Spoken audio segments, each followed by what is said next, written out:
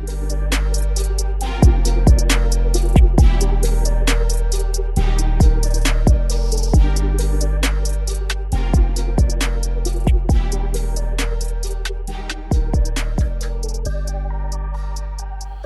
and welcome to the Flow Sub Only podcast. I am here with Ben. Ben is live on site of the BJJ Globetrotters Camp. What time is it there, man?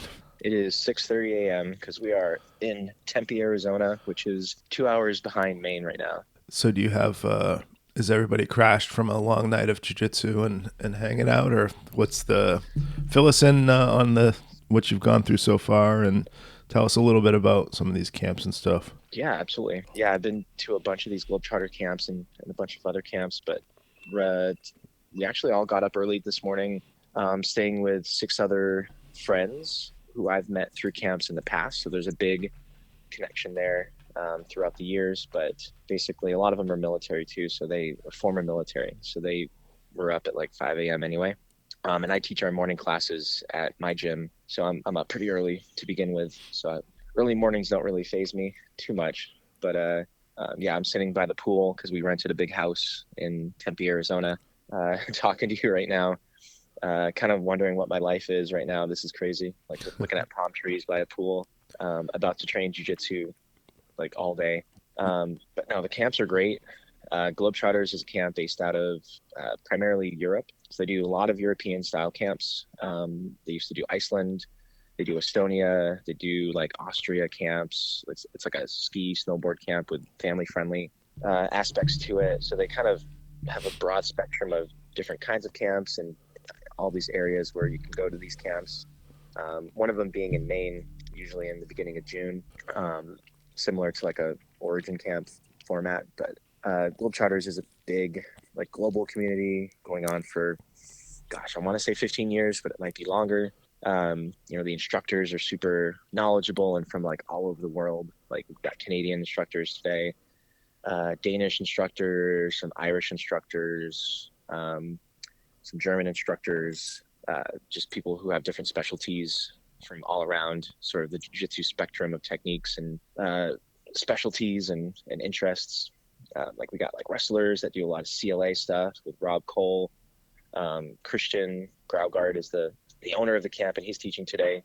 And he's very technical and very fun to learn from. So yeah, it's kind of a fun thing. Happy to talk about it today because I'm here, doing the camp. Yeah, that's awesome. I just pulled up their website just before we started here, and some of the places which you just mentioned, a couple of them already, that they hold these camps sounds like incredible. A lot of them are vacations really for people. Yeah. Some people take camps as like a training camp where, they want to train at every open mat. They want to make sure they go to every class and absorb all the information. And I kind of am 50-50. Like I want to train a lot, but I also want to use the camp as a good way to make connections and sort of make friends that I can keep going, because I have so many friends that I've made through these camps that they've, had me travel to their gym. And like this year I traveled to Huntsville, Alabama to shoot a video for a black belt ceremony from one of the brown belts who usually attends the camps. And I would never have met him if I didn't go to the Globetrotter camps. So it's a really cool connection there. So what type of practitioners do you think would enjoy this type of camp the most? Good question. I would say kind of most kind of practitioners, because you have the hobbyists here. Like last year in Arizona, happened same time around last year in November. There was a white belt named Bea, and her husband got her into jiu-jitsu, I think 2 months before the camp. Oh, wow. And he was busy working. So he was back in California. So she drove to Arizona to attend the camp, and she's back this year sort of helping organize stuff and sort of the administrative side. But yeah, she was 2 months into it, and we're like, you're 2 months into this and you're going? She's like, yeah, I just wanted to see what it was about. And I was like, that's awesome. Like, do you compete? She's like, no. And I'm like, okay. Wow. So there's like the super hobbyist there versus like, there's a guy named Kyle Sleeman who's like this really high level competitor from Canada. And he's really awesome, but super, super good. Will Dorman, another competitor. So you got a lot of guys who kind of, Will and has girls stopped into our range. school before. I think he Who was has? Will Dorman. Oh yeah, he's great. I think he must have been in town for one of the Globetrotters in Maine, and he was either headed out of town or something, and he stopped in to Mm. train one evening at our school. He's awesome, very solid dude, super nice guy too. Oh yeah, he's a veteran. Works a lot with We Defy. Competes a lot. Travels a lot. Kind of a nomad in a lot Mm, of ways. Yeah, Globetrotters has a lot of jiu-jitsu nomads, kind of people without a home, like samurais without a home. Um, and they're just really good, and they are really good at making friends and traveling and teaching and learning, kind of having an open mind the whole time. that's all. It's funny you mentioned that the story you just had about the woman who trained for a couple months and then came to camp. That reminds me, last year we had a gentleman who's probably, I'd say he's probably like 55 years old, came in, Mm. signed up for classes, and he's like, yeah, I ordered a gi, it'll be here next week. So I don't have a gi yet, but I'm like, okay. So, just making small talk like I always do, I asked him, so, what made you decide to try jujitsu? And he's like, well, and this is like an average dude, like 155 pounds, 55 Mm. year old dude, glasses, no like extreme attributes of any kind, just like a average 55-year-old guy. And he's like, well, I figured I wanted to get some training in. I've never trained before, and I'm going to the Origin camp in 2 weeks. And I'm like, Yeah. well, that's awesome. Yeah, we'll try to, we'll try to get you as prepared as possible. At least give you a good frame of reference. So when you're there trying to learn from these guys, you know, I have no idea what happened because I never, he trained for like literally a week or two, and then I never saw him again. So Oh post wow. post camp, I hope it went well. um, Yeah. but it's interesting what draws people in, and I think for him it was Origin, the brand, interested him, Yeah. and then he just kind of dove into a camp, which is crazy to me, but for some people they'll dive headfirst into something, which is cool. Yeah, I've been to a lot of Origin camps as well, and they put on a really good camp up in Maine, which Origin is based out of Maine. Um, very different vibe of training. You got a lot of high level guys who teach at Origin, a couple coral belts, 6th degree black belts. Some just really, the pedigree is so high and so good there, and you're paying for it for sure. It's the price point's a little higher, but um, they definitely put on a very well curated boutique of a product Mm-hmm. for sure. But yeah, people fall in love with a brand or a person and kind of follow that person to whatever, like Jocko or Laborio or Leo Vieira, whoever it is. And they follow them and they go, oh, they're teaching at the Origin camp this year. So they go to the Origin camp. Mm. So it's a really cool sort of way to find out where these camps are happening. How would you say the training or the camaraderie difference is between the two camps? Not, I'm sure both are amazing, so I'm not pitting Yeah, one yeah, yeah. against each other. But what are some of the differences if people were on the fence as to which one to go to? Um, Good question because I think they're both really good in their own way. Origin it's a little more expensive, but I think the product and the experience is there for sure. And it's different, right? Like you get a lot of hard training, a lot of technical training. You're in the middle of the woods in Maine. You're sort of immersed in that sort of Origin lifestyle in a lot of ways. With the merch everywhere, there's like a store that you can buy like discounted Origin products all week. The owner of Origin's there. You get tours of the factory. Um, you get to like talk to the people who stitch and weave and make the gis because it's again all American made. So I think the gis are made in Maine, and then most of everything else is made in North Carolina and other places. So um, yeah, you just sort of get immersed into that sort of train hard like Origin lifestyle Mm. versus the Globetrotters is like I don't know, like a European version of that in a way. Mm-hmm. Like it's a little loosey goosey comparatively, but everybody go at their own pace. I mean, you can go at your own pace at Origin, but that everybody wants to train hard and like learn. And Globetrotters can be a little more loose, laid back. I think people come here not just for the training, but for like making friends. Um, they'll travel because Globetrotters has like, I think 10 to 12 camps around the world every year. So people go to like Iceland, Arizona, Maine, just to travel to be at these camps. So there's more volume of camps for Globetrotters. Mm-hmm. And you're sort of like visiting these different parts of the world. So it's, I guess, half of a destination vacation, half jiu-jitsu camp in a lot of ways. Yeah.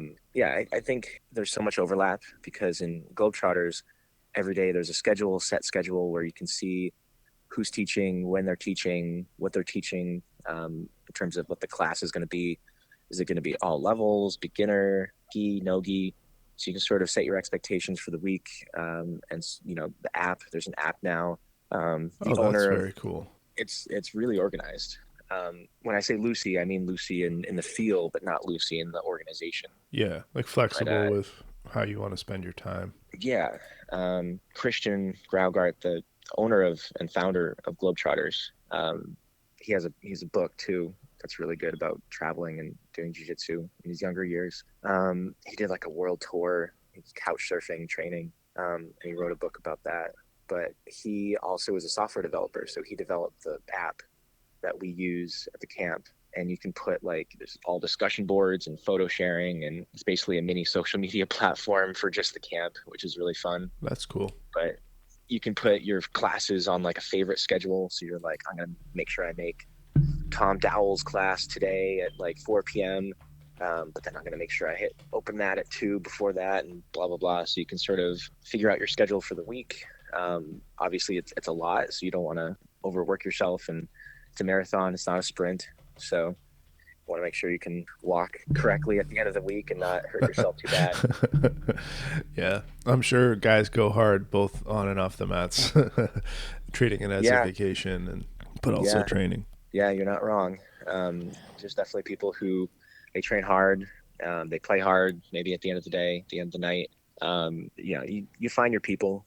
Christian's really good about organizing events around the camaraderie of the camp, especially in the beginning of the camps. Like he makes sure that there's like a if it's in a town, because Maine is in the main camps, just like Origin is in like a campground. Mm-hmm. So you're kind of in this campground all together for the whole week. So naturally you kind of make friends with everybody pretty quickly.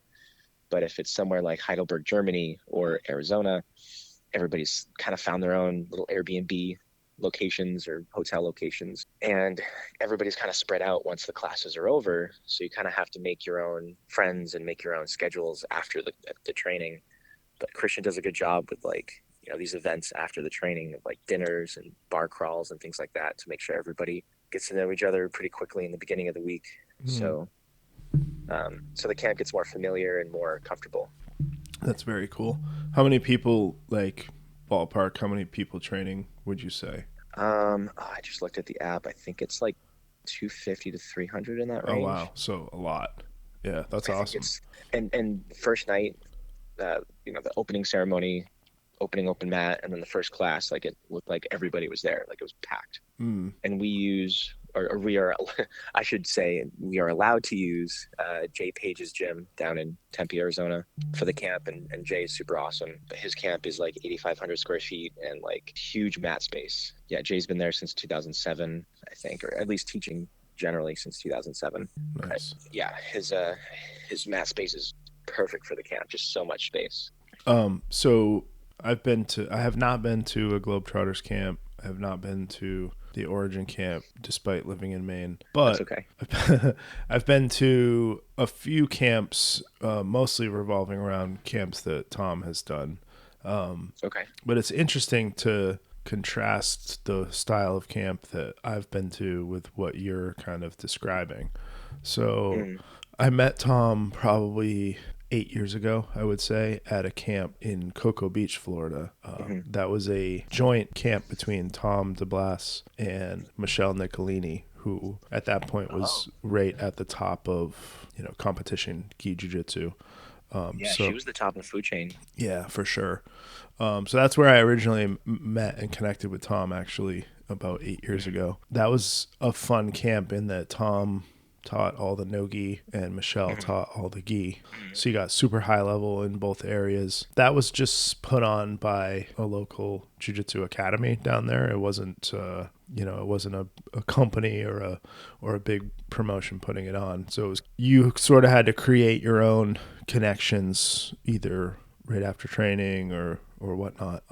But we, prior to even going to Cocoa Beach, we had, like a group chat that everyone that was going kind of got put into to make plans ahead of time and stuff. So I ended up getting an Airbnb with 4 other jiu-jitsu guys that I did not know at all, other than like Facebook Messenger leading up to the event. It was interesting because we had one practitioner at each belt level. So it was like we had the whole jiu-jitsu rainbow of belts in our 5-man Airbnb.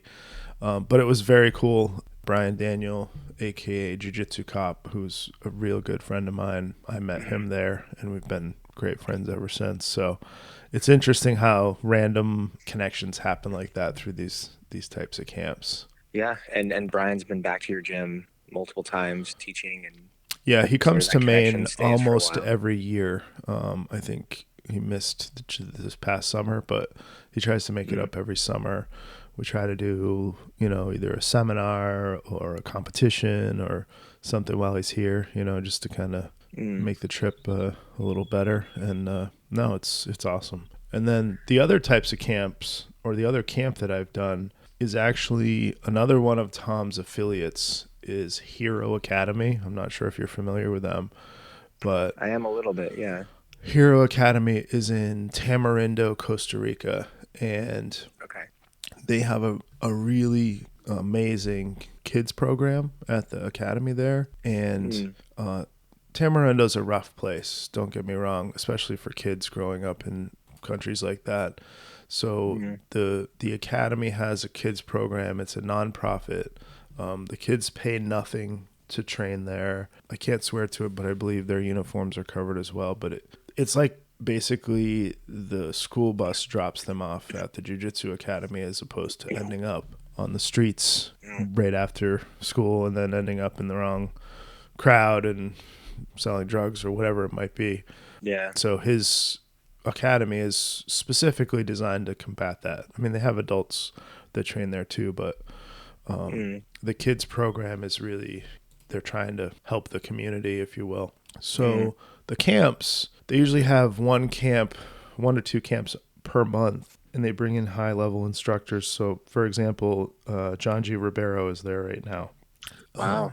And then, like, just looking down through, in January, Jiu-Jitsu will be there. In February, Henry Akins will be there. Chewy. Tom will be there again. Tom's usually there, every May or June.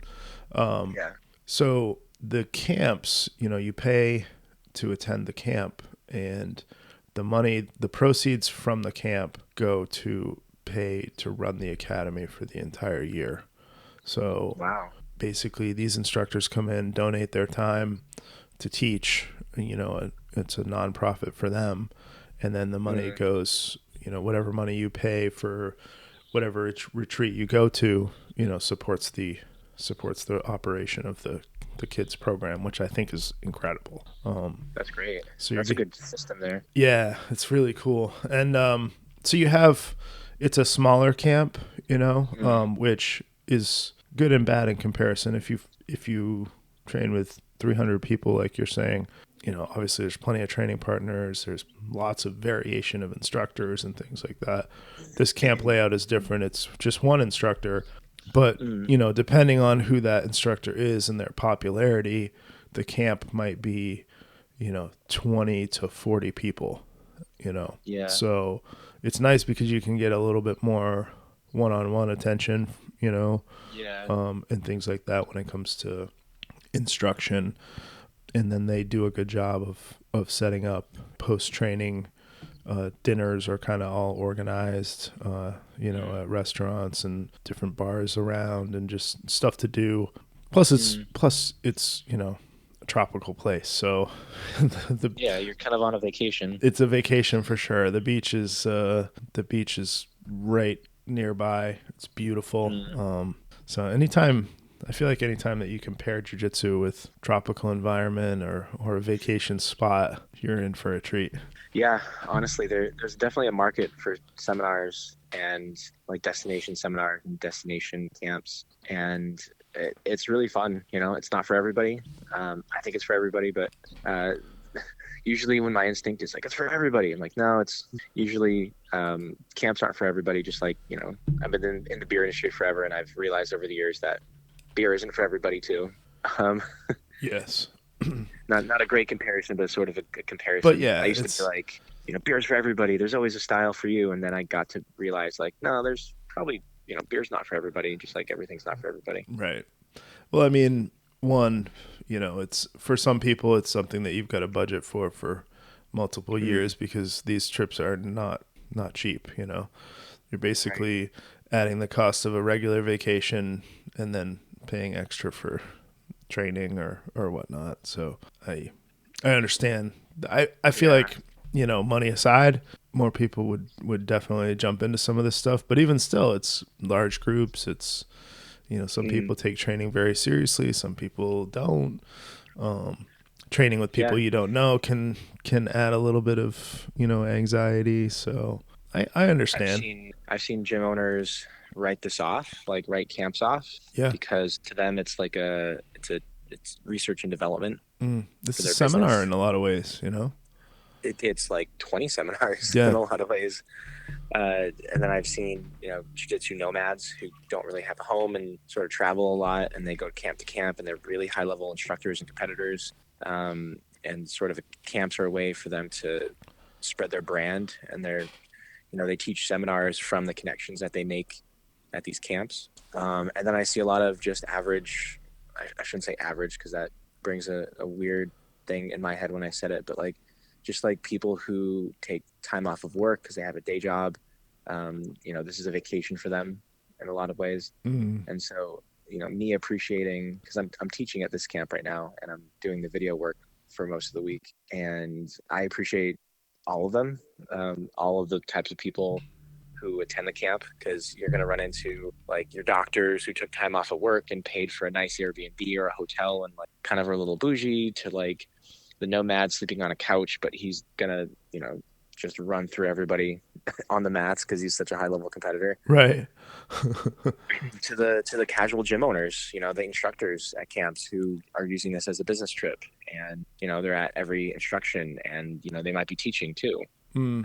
Yeah, it's just a lot of different variety of people who are going to attend, and you're usually going to naturally find somebody who, you know, similar profiles of how they do jiu-jitsu, how they look at jiu-jitsu, you know, maybe age, maybe, you know, whatever it is, you know, you'll find somebody who you'll connect with and probably keep friendships for a long time. Like I was paid to shoot a wedding last year in Connecticut, and he was a Globetrotter. He was actually my bunkmate in the Globetrotters main camp in 2024. That's awesome. We were in the same bunkhouse, and he messaged me out of nowhere, and he goes, "Hey, you're a wedding photographer. I'm getting married in a couple months. You're going to shoot it." And I go, "Well, great conversation. I don't have to sell you. Great." Normally, bride and grooms contact me or, you know, find me somehow, and, you know, we have a conversation. We go back and forth a bit. He goes, "Nope, you're shooting it. Just give me a price and we're good." And I go, "Oh, okay." That's awesome. Sounds good. That's really cool.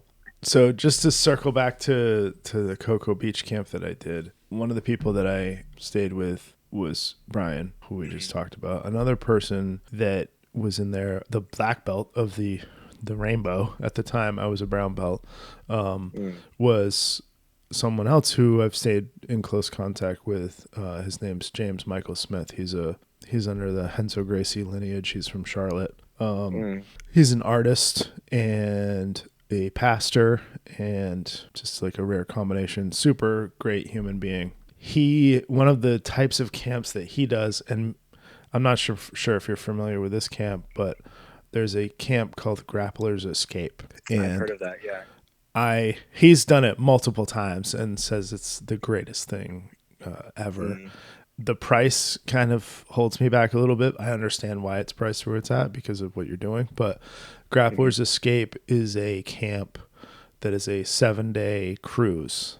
So you're on a massive cruise ship, and I believe the entire ship is just jiu-jitsu people. I can't swear to that, but if it's not the entire ship, it's like sectioned off into, a large area.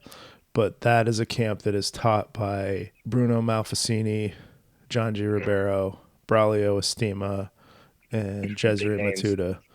So Big names. Yeah, big names. I think all 4 of them are. No, they're not all Gracie Baja, but a lot of people there are Gracie Baja. John G's obviously Six Blades, and Bruno's Alliance. So I guess it is a mix, and then they always have a 5th instructor that's kind of like a to be announced type of thing. But ooh, mystery. Yeah, it's I'm just looking at like the itinerary. You leave Port Canaveral, Florida.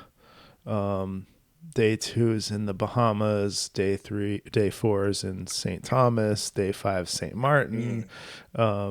Couple days at sea, and then back out. But it's very similar to what you're talking about with Globetrotters, where like you're training multiple times a day, you're hanging out in between, doing basically you can attend every single class in existence, or you can, train once in a while and be more recreational about it, depending on what you want to do. But I've heard amazing things about that camp from my friend James. So definitely check that one out, especially if budget is not really an issue, which with some of these camps, you definitely have to save up for them. But it sounds to me like that's an amazing one as well.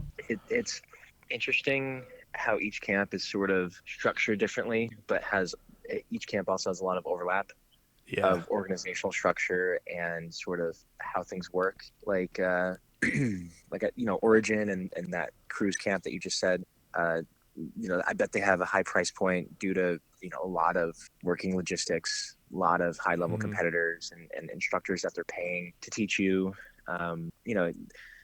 You're gonna get a good product, even though it's the price tag is so high. Globetrotters price tag is a little lower. I think they make up for it a little bit with the volume of people, and they won't have like I think Christian one time told me that he doesn't want people to go to camp to get a selfie with a celebrity jiu-jitsu person. He wants somebody to attend so they can learn as much as they could and have an accessible camp. And so I think he makes up for it with the volume of people. And also, the instructors are from everywhere. But in some ways, that also can be a draw for some people, and that's what they're looking for. Exactly. Yeah. If they go to a camp specifically because of, it's one of their, jiu-jitsu idols or whatever, then that selfie with that person is that's their keepsake for the trip, and that's what they were hoping for the most. Yeah, you're gonna learn jiu-jitsu too, but to meet someone that is kind of their idol can be important too. Yeah, and honestly, I've seen it at Origin, and people are like, "Hey, this is so worth it to see," Jocko or Dean Lister or Leo Vieira back, because Leo Vieira was top of the food chain back in the day. Not that I'm discounting his anything that he's doing now. He's still very good. Oh yeah. Sure. But yeah, it's funny. Every camp's a little different. I do love how Globetrotters allows. I've seen long-time brown belts who've attended camps, turned black belt, and then all of a sudden are now teaching. That's cool. So the accessibility of becoming a teacher here is really there. Christian gives everybody a chance to shine. And I think that's really, it builds the community, I think, more closer in that way. Yeah. Well, I think, especially once you get to black belt, everybody's got a unique style or a unique slant on how to do certain things. So you can learn something very cool from someone that you would least expect it from, So the fact that he allows people to, kind of give them an opportunity to shine, that's really cool too. Yeah. Like we have a lot of leg lockers this week who are doing a lot of leg lock seminars, both beginner and advanced Mm-hmm. stuff. We have like Rob Cole, who's a big advocate for CLA style of jiu-jitsu. Mm-hmm. He was like in the early days of the discussions of CLA and jiu-jitsu. He says he doesn't do jiu-jitsu, he does grappling, and he coaches. He's not a teacher or an instructor. It's, kind of wrestling. It feels like wrestling, but he's still teaching you, side control, mount, things like that. But it's in more of the constraint learning environment. Mm-hmm. And his classes are basically like take a subject and broaden it to, all hell, and then basically teach mini games with, training your brain on how to learn by yourself. Right. Like you're sort of taking the constraint learning and learning on your own and trying things and playing more than being told what to do. We're So yeah, just a I variety of think we teachers. might have just uncovered a future podcast discussion. Is It's like 4 episodes worth of discussions right right? there. I was gonna dive into it right now, and I realized we don't have time for that. No, CLA is a huge topic, Yeah, and we should talk about that versus standard learning versus you know mm, hybrid. I feel like at my academy we use a hybrid of both to train. I like to allow people to think for themselves, mhm, but also I don't want you to have to take months to learn how to do something that I could probably tell you in a few minutes. Like, hey, instead of you using trial and error 30 times mm, to find the best breaking mechanics for a heel hook, why don't I tell you these 2 or 3 options that have kind of been battle tested so far? If you right. uncover something else, feel free, but like Yeah. here's a good starting point. I'm teaching a butterfly class this week, Hmm. and I'm using a hybrid method as well. Hmm. So it's kind of like a fast track for the first hour. Well, it's an hour class. The first 30 minutes. It's kind of like a fast track of the mechanics of what a butterfly is, working on like certain scenarios of where it is, but then also like some tips of like here's a good grip here, here's a good grip here, here's how you can sacrifice your hips here or barrel roll here. But then the last like 30 minutes is going to be okay, so I gave you a bunch of tools, now let's use them Mm. and put a couple games into play so that even if you don't know butterfly at all, you can take the class and run with it and Yeah. get take some tools out of it and take some fun out of it. Yeah. No, that's awesome. There's something that I like to do. I don't do it every class, but I do it. I would say at least 2 or 3 times a month, where Mm, I'll teach a move mm, or a sequence of moves, maybe 3 options, right? Like let's mm, say what's a common chain? Hip bump sweep fails, so you settle for guillotine or you try to attack a Kimura or something like that, and I'll teach through those 3 options, and then I'll basically come back to the center and I'll say, okay, guys, here's the scenario.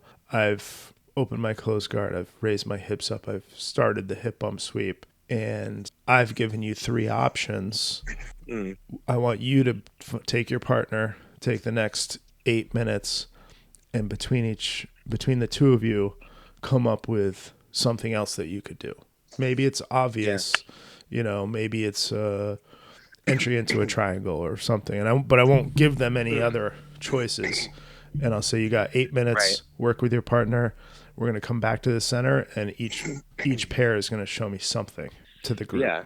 And then that way, people can people get a chance to learn very early on how to articulate what they're doing. They Hmm. have to think about what they're doing. They're not just simply doing what I've told them to do. So it creates people thinking for themselves, but it gives them sort of like a starting point and like guardrails to like, okay, this is the fundamental part, and I want you to Hmm. get creative within the fundamentals, Yeah. so that you so that it doesn't take you 6 months to figure it out, but I want you to arrive at the conclusion on your own still. Yeah. Jiu-jitsu can be very broad and so uh, overwhelming sometimes when you realize how much there is to jiu-jitsu. Hmm.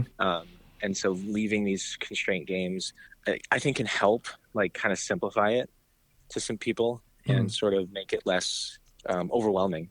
And, because if you just learn a couple moves a day, some people are like, there's still a billion moves to go. And you're right, but maybe not all the moves are for you. And you'll figure out your moves on a CLA style of things. Mm-hmm. And I think that's a good analogy to like, jujitsu camps like Globetrotter, where, not every instructor is going to teach something that's your style, maybe your body type, your technical style, their teaching style. Then you'll find somebody that like just fits that puzzle piece perfectly for you. And, ask them questions throughout the week. Be like, all right, like I learned so much in your class. Like, how do you, and it was like a spider guard class. And you're like, how do you work lasso? Because I'd like to learn lasso from you, because I feel like we would fit very well together in terms of how you would teach lasso to me. Right. So, yeah, you sort of find where your square peg fits into the square hole sometimes. Exactly. In these camps. I've also found that in general, if you figure out a move on your own, you tend to have a better approach or a better feel for the move. You're not seeing it like you're feeling the opportunity, and you're seeing all the nuances of the move if you've had to like troubleshoot and figure it out yourself, rather than just be told, hey, you grab their wrist here and you do this motion with your hips. And they don't necessarily know why they're doing it. They know, well, it worked. But if you have to learn it yourself and go through the mistake portions, then you sort of arrive at a deeper knowledge of how the move works, I feel like, anyway. Yeah, and this is a good preview for a future episode of CLA versus... Yes, we're definitely going to do this. It's probably going to, by the time we're done with that episode, I'm sure we'll ruffle some feathers on one side or the other. It's like talking politics probably within jiu-jitsu. I don't know. Like, I think people are kind of being okay with one or the other, and being very sort of, I think, centrist in a lot of ways. Yeah. To both. I see the value in both. Maybe it's good to have Rob Cole on or somebody else on that we can get as a guest. Yeah. Who's a real expert at one or the other. I would say predominantly gyms are teaching traditional style, which again, the white belt who's listening or blue belt who's listening who doesn't know what that is, that's probably your gym, the move step by step sort of style of like, here's an arm bar, here's this, here's every detail to every bit of this technique that I'm going to show you and explain to you all in a class. And then maybe there's a few scenarios, but that's sort of it. Right. And then CLA, the constraint learning method, is very specifically game based and like restriction based. And that is such an interesting way to teach. It's very wrestling forward. Your wrestling classes back in high school were the same way. Yep. And so, I think that type of teaching has been sort of coming into jiu-jitsu a lot, and you're seeing that permeate its way through instructors and academies. And Rob Cole and a bunch of other guys are the sort of forefront to that. So, like Rob Cole Greg Sauter reads is like the first person that comes to my mind. Greg Sauter's a great one. Yeah. Another awesome like pieneer of that. Yep. We'll definitely let's earmark this for a future episode, because we could get started here and we're going to be another hour on that. But I feel like that's a very good subject that we probably should dive into with full descriptions on both sides, and then kind of arriving at some pros and cons of both. I think there are pros and cons to both sides, just like anything. And again, we will probably ruffle some feathers, but that's fine. Welcome to the podcast format where two older gentlemen with ADHD without a topic like just dive goes in. On side quests. Right. So just to kind of finish this out on this episode and on camps here, I want to just kind of share this real quick. First of all, if you're on the fence about going to a camp, if it's in your budget and you love jiu-jitsu, I definitely recommend it. Same. It potentially, and we're not being paid by any of these camps. Globetrotters is not paying me this week to teach. But I will say you will learn technique, which is for certain. Like I still have a large number of techniques that I learned at either the Cocoa Beach camp I went to or the multiple camps at Hero Academy. But more importantly, you will make jiu-jitsu connections, and you'll make jiu-jitsu connections, but those people also will be connections outside of jiu-jitsu in a lot of cases. So like you said, you ended up shooting a wedding for someone that, if it wasn't for attending a camp, that you would have never known, you know. Shout out to Eric. Yeah. For me, believe it or not, this was the first camp that I went to, which was Cocoa Beach 8 years ago.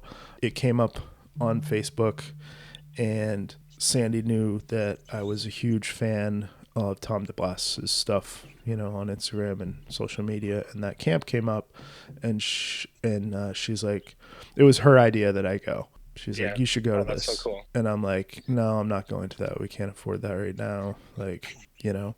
And she's like, no, I want you to go. Well, your birthday's that same month. Well, it's your birthday present. If you don't sign up for it, then I'm going to sign you up. So I'm like, okay, we're going. Or I'm going, right? She sent me alone too. So I ended up, She's like, get out of the house, in an Airbnb with 4 other dudes, which is fine. But anyway, that literally, at least for me, I'm not saying this camp will be that for everybody, but that literally changed the trajectory of my jiu-jitsu technique, my academy, becoming, you know, branded and an affiliate under Tom. I was going to say, that changed your whole jiu-jitsu career. Absolutely. Really. Yeah. You know, Tom and I are real good friends now. We talk every day. So just simply going to that camp, which on the surface seemed like a 3 or 4 day, you know, jiu-jitsu camp event, which turned into, you know, 8 years of everything, the trajectory being completely different. Not promising that if you attend a camp that's going to happen to you, but you definitely will make connections, especially if you put in the effort to be outgoing. If you're, you know, generally speaking, jiu-jitsu people are they immediately gravitate towards each other, even if they're different, you know, in different walks of life. That commonality is kind of makes it easy to talk to other people. So highly recommend camps. You know, save up and if you got to talk your significant other into it, then definitely do your best. And in a lot of these camps, I can't speak to the ones I haven't been to, but they are aware that both husband and wife may not both train. So lots of times there's, you know, other stuff going on for the spouse who does not train out of the pair. You can definitely bring your significant other along if you want or not, but definitely give one a try. If it fits your budget and it fits your lifestyle, I definitely recommend it. I couldn't agree more. And this is coming from somebody who's gone to a ton of camps. Yeah, I think there's a camp in your budget. There's a camp in your areas that you like to go to, travel to. There's a camp with the right instructors that will connect with you. And especially if your significant other also trains, that's just a home run. That's like a vacation for the family. Yes, for sure. You're going to love what you're doing. All right. So with that, we're going to wrap this up. And as usual, Ben, if you can remind everybody where to connect and follow you. Yes, sir. I am the Active Beer Geek on every social platform that you can find me on. I'm a photographer. I'm a videographer. I build websites. And this week I'm going to the Globetrotters Camp to instruct. Awesome. Well, as usual, you can connect with me at prof_Hayden BJJ on Instagram or follow Flow Sub Only on Facebook, Instagram, YouTube, and obviously this podcast on Spotify. I will say our YouTube channel, we just uploaded Ben's video footage of the Flow Sub Only 7 Absolute finals for the teens, women's and men's. 3 incredible matches, as well as just about, I'd say, 400 photos that Ben took from our most recent event. Amazing photos, by the way. You can see those on Facebook.